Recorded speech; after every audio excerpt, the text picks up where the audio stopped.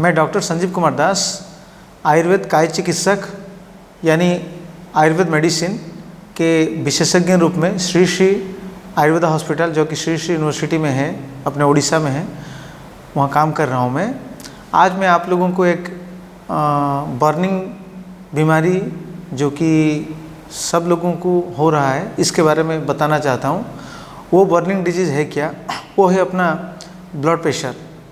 जैसे कि हम लोग समझेंगे ब्लड प्रेशर अपना दो प्रकार का होता है। जैसे कि मान लीजिए किसी का बढ़ जाता है या किसी का घट जाता है। तो ज़्यादातर से हम ये डिस्कशन करेंगे कि जिन लोगों का ब्लड प्रेशर बढ़ जाता है उनका इलाज हम कैसे करेंगे। तो ज़्यादातर से जिन लोगों का ब्लड प्रेशर बढ़ जाता है उसको हम बोलते हैं हाइपरटेंशन। तो फिर हम जानेंगे कि हाइपरटेंशन होता क्यों है।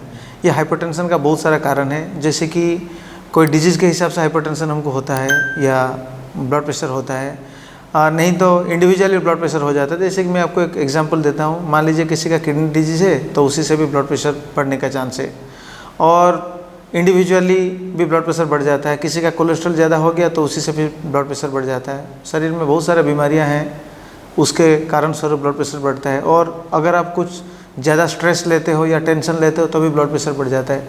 तो अगर ये ब्लड प्रेशर बढ़ रहा है तो इसका एक्चुअली क्या तरीका है या क्या ट्रीटमेंट आयुर्वेदा में है जो हम लोग दे सकेंगे।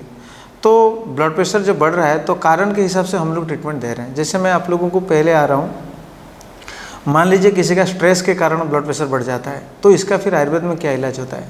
जिन लोगों का स्ट्रेस के कारण ब्लड प्रेशर बढ़ जाता है तो इन लोगों को आयुर्वेदा में हम क्या करते हैं, दो टाइप का चिकित्सा देते हैं। जैसे कि एक थेरापी देते हैं और दूसरे में एक मेडिसिन खाने के लिए हम देते हैं, ओरली देते हैं। तो थेरापी क्या है, इसमें हम शिरोधारा देते हैं, शिरोभंग देते हैं, शिरोबस्ती देते हैं। इसके कारण क्या होता है, जो ऑयल हम लोग सिर प्रदेश में या अपने हेड के ऊपर देते हैं वो देने के बाद क्या होता है ना, अपने ब्रेन के ऊपर एक एकदम कूल एनवायरनमेंट क्रिएट हो जाता है। अपना ब्रेन पूरा कूल हो जाता है, जिसको लेने के बाद निद्रा ठीक होता है और अपना स्ट्रेस भी कम हो जाता है और जो ब्लड प्रेशर है ना वो भी कम हो जाता है। इसको छोड़ के मान लीजिए किसी का कोलेस्ट्रॉल के कारण ब्लड प्रेशर इंक्रीज हो रहा है तो हम लोग क्या करते हैं ना, इसमें भी दो प्रकार का चिकित्सा देते हैं। जैसे कि दवाई देते हैं और एक संशोधन चिकित्सा करते हैं जिसको हम बोलते हैं विरेचन। ये विरेचन में होता क्या है ना, ये विरेचन में हम लोग जो कोलेस्ट्रॉल है, जो बैड कोलेस्ट्रॉल है, उसको शरीर से हम निकाल देते हैं।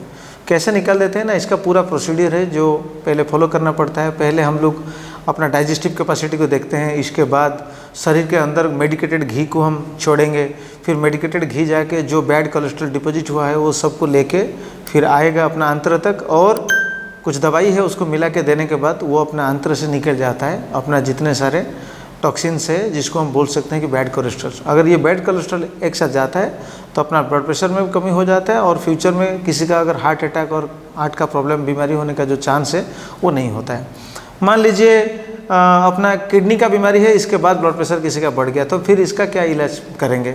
सेम चीज़ है, किडनी के में ज़्यादातर से क्या होता है, सीकेडी होता है यानी क्रॉनिक किडनी डिजीज़ जो होता है। इसमें क्या होता है ना, किडनी डिजीज़ में अपना यूरिया किडनी बढ़ जाता है और इसके बाद क्या होता है, मैकेनिज्म के स्वरूप पे इसमें एक ब्लड प्रेशर का ज़्यादा बढ़ जाता है। तो इसमें हम लोग क्या करते हैं ना, दो तरीक़े का ट्रीटमेंट देते हैं। एक तो इंटरनल मेडिसिन देते हैं खाने के लिए, और दूसरा जो है हमारा आयुर्वेद का जो चिकित्सा यानी हम लोग विरेचन चिकित्सा जो देते हैं, इसमें हम क्या करते हैं, पेशेंट के कंडीशन को देखने के बाद किसी को घी पिलाने के लिए हम देते हैं। पहले तो हम डाइजेस्टिव सिस्टम को करेक्ट करते हैं, इसके बाद घी पिलाते हैं। और वो घी जहाँ जहाँ जिस के कारण से अपना प्रेशर इंक्रीज होता है अपना सीकेडी पेशेंट में, वो टॉक्सिन्स को लेके आ जाता है, आके निकल देता है। अगर कोई पेशेंट एलिजिबल नहीं है घी लेने के लिए तो ये घी को हम अनुवासन बस्ती के स्वरूप देते हैं, यानी मेडिकेटेड एनेमा हम देते हैं, घी एनेमा देते हैं।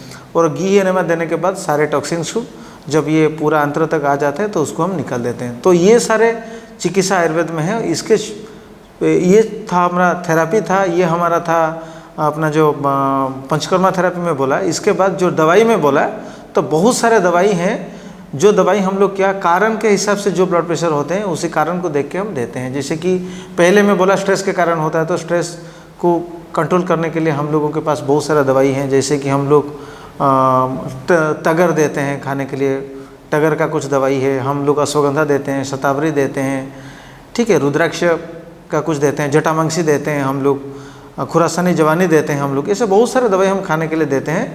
स्ट्रेस को कंट्रोल करने के लिए अगर ये कंट्रोल होता है तो ब्लड प्रेशर कंट्रोल हो जाता है। और हमारे पास भी एक बढ़िया दवाई है जिसको बोलते हैं सर्पगंधा।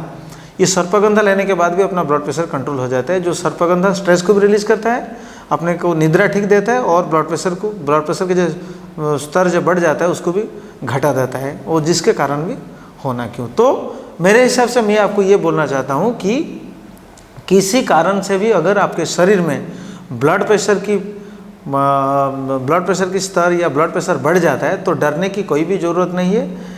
आप लोग सीधे आइए श्री श्री आयुर्वेदा हॉस्पिटल, जो कि श्री श्री यूनिवर्सिटी के कैंपस में है, उड़ीसा में ये है। आप लोग हमें दिखाइए, पूरे रिपोर्ट्स, पूरे जितने सारे इन्वेस्टिगेशंस हम देखने के बाद आपके ट्रीटमेंट का प्लानिंग करेंगे कि किस कारण से आपको ब्लड प्रेशर बढ़ा हुआ है। वो कारण को पूरा हम लोग देख के इसी के हिसाब से अगर ट्रीटमेंट प्लान हम देंगे, आपके ब्लड प्रेशर बिना कुछ दूसरे दवाई के, थेरापी से या सिंपल जो आपके घर में अवेलेबल है दवाई, वो दवाई से आपका प्रेशर इतना अच्छा कंट्रोल हो जाएगा कि आप लोगों को बहुत अच्छा लगेगा और इससे आपको राहत भी मिल सकता है। Thank you.